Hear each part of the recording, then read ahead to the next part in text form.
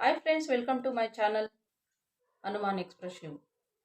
ಇವತ್ತಿನ ವಿಡಿಯೋದಲ್ಲಿ ಒಂದೊಳ್ಳೆ ವಿಷಯದ ಬಗ್ಗೆ ಮಾತಾಡೋಣ. ಯಾವ ವಿಷಯ ಅಂತೀರಾ? ಕನಸು. ಕನಸು ಅಂದರೆ ಏನು? ಕನಸು ಯಾವ ಟೈಮಲ್ಲಿ ಬೀಳಬೇಕು, ಯಾವ ಸಮಯದಲ್ಲಿ ಬಿದ್ದರೆ ಒಳ್ಳೆಯದು, ಯಾವ್ಯಾವ ರೀತಿ ಕನಸು ಬಿದ್ದರೆ ನಮಗೆ ಯಾವ್ಯಾವ ಸೂಚನೆ ಕೊಡುತ್ತೆ ಅನ್ನೋದ್ರ ಬಗ್ಗೆ ಇವತ್ತು ಮಾತಾಡೋಣ ಬನ್ನಿ ಫ್ರೆಂಡ್ಸ್. ಈ ಕನಸು ಯಾವ ಟೈಮಲ್ಲಿ ಬಿದ್ದರೆ ಒಳ್ಳೆಯದು? ಬ್ರಾಹ್ಮಿ ಮುಹೂರ್ತ. ಬ್ರಾಹ್ಮಿ ಮುಹೂರ್ತದಲ್ಲಿ ಕನಸು ಬಿದ್ದರೆ ತುಂಬ ಒಳ್ಳೇದಿರುತ್ತೆ ಫ್ರೆಂಡ್ಸ್. ಪ್ರತಿಯೊಬ್ಬ ವ್ಯಕ್ತಿ ಇಲ್ಲಿಯೂ ದೈವ ಶಕ್ತಿ ಅನ್ನೋದಿರುತ್ತೆ. ಆ ದೈವ ಶಕ್ತಿ ಯಾರಿಗಿರುತ್ತೋ ಅವ್ರಿಗೆ ಬ್ರಾಹ್ಮಿ ಮುಹೂರ್ತ ಅಂದರೆ ಯಾವ ಟೈಮು? 3ರಿಂದ 5 ಗಂಟೆವರೆಗೂ ಬ್ರಾಹ್ಮಿ ಮುಹೂರ್ತ. ಆ ಟೈಮ್ನಲ್ಲಿ ಯಾವ ಮನುಷ್ಯನಿಗೆ ಗಾರ್ಡನ್ ಇದರಲ್ಲಿ ಇರ್ತಾನೆ, ಆ ಟೈಮಲ್ಲಿ ಎಚ್ಚರ ಆಗುತ್ತೋ ಅವನಿಗೆ ದೈವ ಶಕ್ತಿ ಅನ್ನೋದು ಇರುತ್ತೆ ಫ್ರೆಂಡ್ಸ್. ದೈವ ಶಕ್ತಿ ಅನ್ನೋದಿದ್ರೆ ಮಾತ್ರನೇ ಆ ಮುಹೂರ್ತದಲ್ಲಿ ಆ ಟೈಮಲ್ಲಿ ಎಚ್ಚರ ಆಗ್ತಾನೆ. ಹಾಗೆ ಆ ಟೈಮಲ್ಲಿ ಆ ಸಮಯದಲ್ಲಿ ಕನಸು ಬಿದ್ದರೆ ತುಂಬಾ ಒಳ್ಳೆಯದು.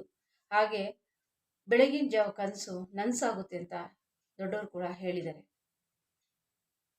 ಯಾವುದೇ ರೀತಿ ನಮ್ಮ ಕನಸು ಬಿದ್ರೂ ಆ ಟೈಮಲ್ಲಿ ಒಳ್ಳೇದಾಗುತ್ತೆ ಅಂದಮೇಲೆ ಕೆಲವೊಂದು ಸೂಚನೆಗಳನ್ನ, ಯಾವ ಸೂಚನೆಗಳು ಬಿದ್ದರೆ ನಾವು ಒಳ್ಳೇದಾಗುತ್ತೆ, ಅದೃಷ್ಟ ಬರುತ್ತೆ ಅನ್ನೋದನ್ನ ನೋಡೋಣ ಬನ್ನಿ ಫ್ರೆಂಡ್ಸ್. ಹಾಲು ಕುದ್ರೆ, ಹಾಗೆ ಹಾಲು ತುಂಬಿದ ಕೊಡ, ಚೊಂಬು ನೋಡಿದ್ರೆ ಕನಸಲ್ಲಿ ನಿಮಗೆ ಮುಂದಿನ ದಿನಗಳಲ್ಲಿ ಒಳ್ಳೆಯ ರೀತಿ ಅದೃಷ್ಟ ತರುವ ದಿನಗಳು ಕೂಡ ನಿಮಗೆ ಬರುತ್ತದೆ ಅಂತ ಸೂಚನೆ ಅದು ಬರುತ್ತೆ ಫ್ರೆಂಡ್ಸ್. 3ರಿಂದ 5 ಗಂಟೆ ಒಳಗಡೆ ನಿಮಗೆ ಈ ರೀತಿ ಕನಸು ಬಿದ್ದರೆ ಒಳ್ಳೆಯದಾಗುತ್ತೆ. ಹಾಗೆ ಹಸು ಮತ್ತು ಕರು ಒಟ್ಟಿಗೆ ನೋಡಿದ್ರೆ ನಿಮಗೆ ಮುಂದಿನ ದಿನಗಳಲ್ಲಿ ಕೂಡ ಅದೃಷ್ಟ ತರೋವಂಥ ಒಳ್ಳೆ ಟೈಮ್ ಬರುವಂಥ ನಿಮಗೆ ಒಂದು ಸೂಚನೆ ಕೂಡ ದೈವಶಕ್ತಿ ನಿಮಗೆ ಕನಸಿನ ರೂಪದಲ್ಲಿ ಒಂದು ಸೂಚನೆಯನ್ನು ಕೊಡ್ತಾರೆ ಫ್ರೆಂಡ್ಸ್.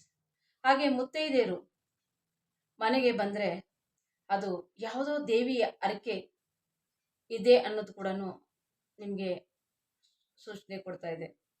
ಯಾವುದೋ ಒಂದು ಹರಕೆ ಮಾಡ್ಕೊಂಡಿರ್ತೀರಾ, ಹರಕೆನ ಮರ್ತೋಗ್ಬಿಟ್ಟಿರ್ತೀರ, ತುಂಬ ವರ್ಷಗಳಾಗಿರುತ್ತೆ.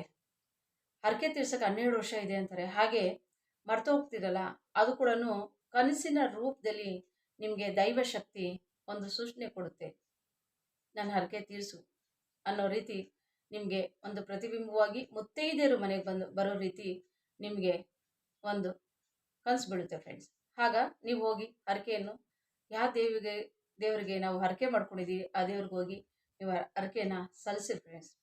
ಹಾಗೆ ಸತ್ತ ವ್ಯಕ್ತಿಗಳು ಏನಾದ್ರು ಕಂಡ್ರೆ, ಸತ್ತ ವ್ಯಕ್ತಿಗಳು ನಾನಾ ರೀತಿ ಕಾಣ್ತಾರೆ. ಹಾಗೆ ಸತ್ತ ವ್ಯಕ್ತಿಗಳು ಕಂಡರೆ ಆ ಮನೆಯಲ್ಲಿ, ಆ ಕುಟುಂಬದಲ್ಲಿ ಒಂದು ಜನನವಾಗುತ್ತೆ ಅಂತ ಕೂಡ ದೊಡ್ಡವರು ಹೇಳ್ತಾರೆ ಫ್ರೆಂಡ್ಸ್. ಹಾಗೆ ಮನೆ ದೇವರಿಗೆ ತುಂಬ ದಿನ ಆಗಿರುತ್ತೆ, ಹೋಗೋದೇ ಇಲ್ಲ. ಆಗ ಮನೆ ದೇವರು ಕೂಡ ಕಾಣಿಸ್ಕೊಂಡ್ರೆ ದಯವಿಟ್ಟು ಮನೆ ದೇವ್ರಿಗೆ ಹೋಗಿ ದರ್ಶನ ಕೂಡ ನೀವು ಮಾಡಿ, ಒಳ್ಳೆಯದಾಗುತ್ತೆ ಅವಾಗ. ಹಾಗೆ ದೈವಶಕ್ತಿ ಇದೆ ಅನ್ನೋದ್ರೊಂದು ಹೇಗೆ ಅಂದರೆ, ಯಾವುದೋ ಒಂದು ಕೆಲಸದಲ್ಲಿ ಇರ್ತೀರಾ ನೀವು, ಆ ಕೆಲಸದಲ್ಲಿ ನಾನಾ ರೀತಿ ತೊಂದರೆ ಆಗ್ತಾ ಇರ್ತೀರಾ. ಆ ನಾನಾ ರೀತಿ ತೊಂದರೆ ಆಗ್ತಾ ಇದ್ರೂ ನೀವು ಪ್ರತಿಯೊಂದರಲ್ಲೂ ನೀವು ಬಚಾವ್ ಆಗ್ತಾ ಇದ್ದೀರಾ ಅಂದರೆ ನಿಮಗೆ ದೈವಶಕ್ತಿ ಅನ್ನೋದಿದೆ ಫ್ರೆಂಡ್ಸ್. ಆ ದೈವಶಕ್ತಿ ಇದ್ರೆ ಯಾರೇ ಏನೇ ತೊಂದರೆ ಮಾಡಿದ್ರು, ಯಾರೇ ಏನೇ ಅಡೆತಡೆ ಹೊಡೆದ್ರೂ ಅದರಿಂದ ನೀವು ಬಚಾವ್ ಆಗ್ತಾ ಬರ್ತಾನೆ ಇರ್ತೀರ. ದೈವ ಬೆಂಬಲ ನಿಮಗೆ ಖಂಡಿತವಾಗ್ಲೂ ಇದೆ ಅಲ್ವಾ? ಹಾಗೆ ದೈವ ಶಕ್ತಿ ಇರೋರಿಗೆ, ದೈವ ಬೆಂಬಲ ಇರೋರಿಗೆ ಯಾವಾಗ್ಲೂ ಬಾಯಲ್ಲಿ ಸತ್ಯ ಅನ್ನೋದು ನುಡಿತಾನೆ ಇರ್ತಾರೆ. ಎಲ್ಲ ಸತ್ಯ ನುಡಿಯೋಕ್ಕಲ್ಲ, 90%, 80%, 80% ಸತ್ಯನ ನುಡಿಸ್ತಾನೆ ದೇವರು. ಸುಳ್ಳು ಹೇಳೋದಿಲ್ಲ ಅವ್ರ ಬಾಯಲ್ಲಿ. ಇದೇ ರೀತಿ ದೈವಶಕ್ತಿ ಇದ್ರೆ ಬೆಳಗಿನ ಜಾವ ಬ್ರಾಹ್ಮಿ ಮುಹೂರ್ತದಲ್ಲಿ 3ರಿಂದ 5 ಗಂಟೆ ಒಳಗಡೆ ನಿಮಗೆ ಕನಸು ಬಿದ್ದರೆ ತುಂಬಾ ಒಳ್ಳೆಯದು ಫ್ರೆಂಡ್ಸ್. ಇದೇ ರೀತಿ ಈ ವಿಡಿಯೋನ ನೋಡಿರ್ತೀರಾ, ಇಷ್ಟಪಟ್ಟಿರ್ತೀರ ಅಂದ್ಕೊಳ್ತೀನಿ. ಹಾಗೆ ಲೈಕ್ ಮಾಡಿ, ಸಬ್ಸ್ಕ್ರೈಬ್ ಮಾಡಿ, ಆಲ್ ಬಟನ್ ಪ್ರೆಸ್ ಮಾಡಿ ಫ್ರೆಂಡ್ಸ್. ಸ್ಕಿಪ್ ಮಾಡ್ತೀರಾ ಈ ವಿಡಿಯೋ ನೋಡಿರ್ತೀರ ಅಂದ್ಕೊಂಡಿದ್ದೀನಿ. ದಯವಿಟ್ಟು ನನಗೆ ಸಪೋರ್ಟ್ ಮಾಡಿ ಫ್ರೆಂಡ್ಸ್. ಕನಸಲ್ಲಿ ತುಂಬ ನಾನಾ ರೀತಿ ಇದೆ. ಪ್ರತಿಯೊಂದು ವಿಡಿಯೋದಲ್ಲಿ ಹೀಗೆ ಮುಂದಿನ ವಿಡಿಯೋಗಳಲ್ಲಿ ಕೂಡ ಯಾವ್ಯಾವ ಕನಸು ಬಿದ್ದರೆ ಏನೇನು ನಿಮಗೆ ಸೂಚನೆ ಸಿಗುತ್ತೆ ಅನ್ನೋದು ಕೂಡ ನೋಡೋಣ ಫ್ರೆಂಡ್ಸ್. Thank you.